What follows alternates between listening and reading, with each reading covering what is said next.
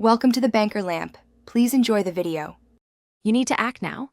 Grant camera permission and position the QR code. Open the camera or the Google Play Store if your device integrates scanning. Point steadily. Once done, make sure autofocus locks on the code. That triggers the recognition. If Play Store offers a scanning icon, tap it immediately.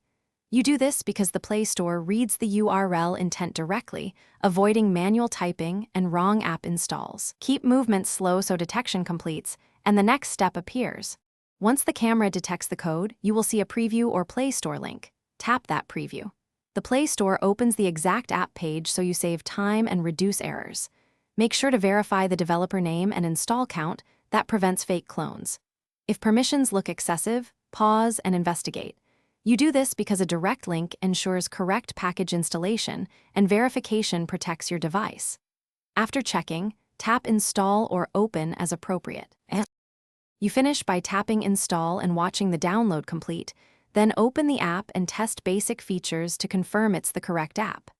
If something goes wrong, make sure to clear the camera or Play Store cache and retry. Cached data often blocks recognition.